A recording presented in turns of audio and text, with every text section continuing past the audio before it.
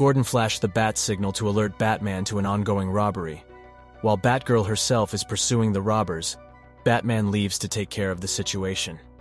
One of the two punks operating the getaway vehicle is Paris Franz, the nephew of Gotham City's most notorious criminal boss, Carlos Francesco. Batgirl climbs aboard the vehicle as Batman drives the Batmobile after the thieves.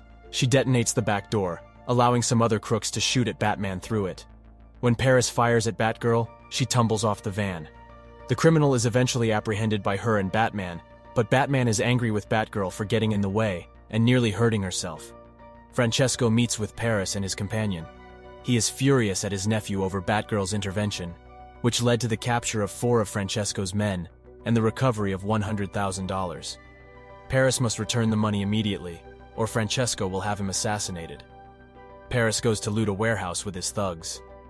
Paris had anticipated that Batgirl would discover them because he has grown romantically involved with her.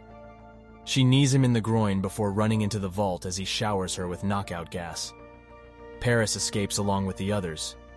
On a rooftop, Batman and Batgirl meet after she regains consciousness, and the cops show there. He asks her to refrain from working on the case after expressing concern over it. Barbara feels betrayed by Batman as a result of this, which infuriates her. After spending the night with a few prostitutes, the thieves are on their boat. When Paris's friend takes up the phone after receiving a call from Francesco, he is shot in the head.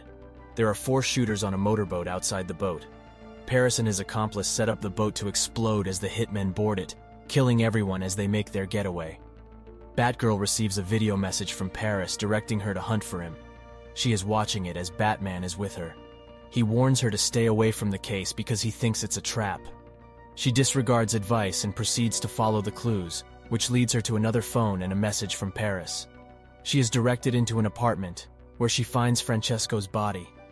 When Francesco's men arrive, 2 of them, Batgirl is forced to leave. As soon as he comes, Batman starts to kick. Batman and Batgirl are bickering while on a rooftop. When she is ultimately pushed past her breaking point, she starts attacking Batman. Despite making a defense, he is quickly overcome. Batgirl kisses him in the midst of the excitement. The following evening, while Batman is making his way to Paris, Batgirl calls him. By the docks, an RPG fires a shot at the Batmobile. Batman is confronted by a group of thieves after ejecting himself for safety. Arriving on her motorcycle is Batgirl. She locates Paris and smashes his face to a pulp before stopping short of killing him. After Paris is taken into custody, Batgirl understands what Batman was trying to express about his care for her. He is met by Barbara, who informs him that she is giving up her role as Batgirl. A little while later, at a murder scene where 4 men have been discovered dead, all of them smiling broadly. Batman is aware that the Joker is responsible for this. He visits him in his cell at Arkham Asylum with Bullock. Darkness seems to surround the Joker. Batman warns him that one of them will kill the other in the end of this.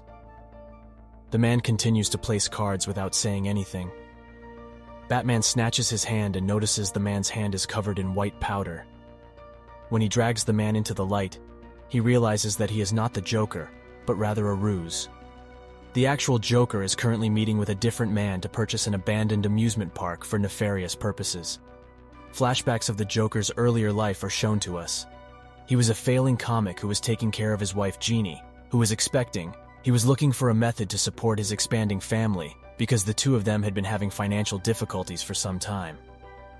Barbara is in her father's apartment with him. She hears a knock at the door and assumes it is one of her friends. It's the Joker with a weapon.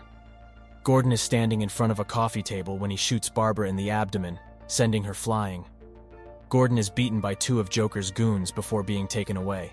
Pre-Joker is shown meeting with 2 thugs at a pub in another flashback as he struggles to come up with some cash. In order to commit a theft at the card company next to the chemical facility where he used to work, the gangsters want him to assist them in breaking into the building. They demonstrate to Pre-Joker the Red Hood mask they want him to wear. Pre-Joker is found at the pub by 2 officers, who tell him that Jeannie was killed in an accident. The man cries and claims there is no longer any justification for him to carry out the act. While offering their sympathies, the gangsters argue that it is too late for him to change his mind at this point. Barbara is located by Batman in the hospital. Due to the through-and-through bullet injury to her spine, the doctor informs him that she will never be able to walk again. Bullock also suggests to Batman that she might have been raped by the Joker. When Barbara awakens, she informs Batman that Gordon is top of the bill and that Joker is trying to make a point. Gordon is transported to the Joker's theme park, where some of the clown's goons abuse him. As Joker performs with the other freaks, the freaks take Gordon on a ride through a house of horrors.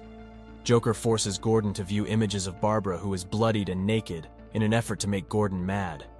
The final flashback has pre-Joker preparing to carry out the theft with the gangsters while donning Red Hood's mask and cape. As Batman arrives on the scene, they get into a shootout with the security. While pre-Joker is surprised by Batman, the thugs are killed.